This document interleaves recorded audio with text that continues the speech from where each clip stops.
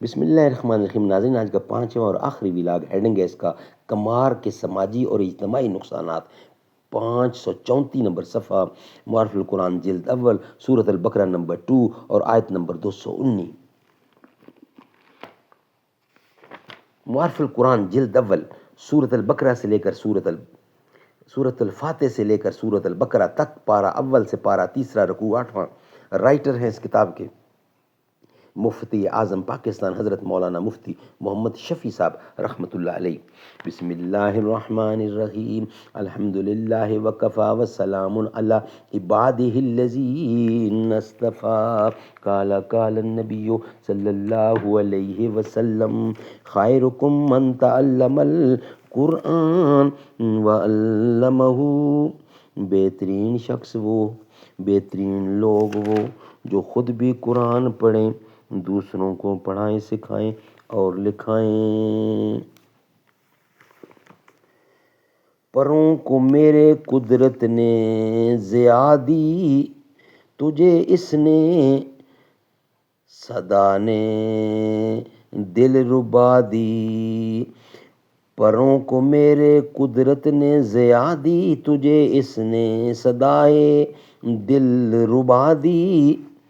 تیری منکار کو گانا سکھایا، مجھے گلزار کی مشل بنایا. چمک بخشی ہے مجھے آواز تجھ کو، چمک بخشی مجھے آواز تجھ کو. دیا ہے سوز مجھ کو ساز تجھ کو، مخالف ساز کا ہوتا نہیں سوز. جہاں میں ساز کا ہے ہم نشیں سوز، قیام بزم ہستی ہے انہی سے. ظہور رواج و پستی ہے انہی سے، ظہور اوج و پستی ہے انہی سے. ہم آہنگی سے ہے محفل جہاں کی، اسی سے ہے بہار اس بوستاں کی. ناظرین، آج کا پانچواں اور آخری ولاگ کمار کے سماجی اور اجتماعی نقصانات. کمار یعنی جوئے کے متعلق بھی قرآن کریم نے وہی ارشاد فرمایا ہے جو شراب کے متعلق آیا ہے کہ اس میں کچھ منافع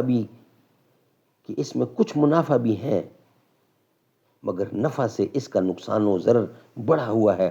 اس کے منافع کو تو ہر شخص جانتا ہے کہ جیت جائے تو میٹھے میٹھے ایک فقیر بدحال آدمی ایک ہی دن میں مالدار اور سرمایہ دار بن سکتا ہے، مگر اس کی معاشی، اجتماعی، سماجی اور روحانی خرابیاں اور مفاسد بہت کم لوگ جانتے ہیں. اس کا اجمالی بیان یہ ہے کہ جوئے کا کھیل سارا اس پر دائر ہے کہ ایک شخص کا نفع دوسرے کے ضرر پر موقوف ہے. جیتنے والے کا نفع ہی نفع، ہارنے والے کے نقصان ہی نقصان کا نتیجہ ہوتا ہے، کیونکہ اس کاروبار سے کوئی دولت بڑھتی نہیں، وہ اس طرح منجمد حالت میں رہتی ہے. اس کھیل کے ذریعے ایک کی دولت سلب ہو کر دوسرے کے پاس پہنچ جاتی ہے. اس لیے کمار مجموعی حیثیت سے قوم کی تباہی اور انسانی اخلاق کی موت ہے کہ جس انسان کو نفع رسانی، خلق اور ایثار اور ہمدردی کا پیکر ہونا چاہیے، وہ ایک خوندار درندہ کی خاصیت اختیار کرے کہ دوسرے بھائی کی موت اپنی زندگی، اس کی مصیبت میں اپنی راحت، اس کے نقصان میں اپنا نفع سمجھنے لگے اور اپنی پوری قابلیت اس خود غرضی پر صرف کرے، بخلاف تجارت، ربی و شرع کی جائز صورتوں کے. ان میں طرفین کا فائدہ ہوتا ہے اور بذریعہ تجارت اموال کے تبادلہ سے دولت بڑھتی ہے اور خریدنے والا اور بیچنے والا دونوں اس کا فائدہ محسوس کرتے ہیں. ناظرین، آج کا پانچواں ولاگ ہمارا کمپلیٹ ہوا. انشاءاللہ کل نئے ولاگ کے ساتھ آپ کے سامنے ہم آئیں گے. آج کے پانچوں ولاگ ہمارے کمپلیٹ ہوئے.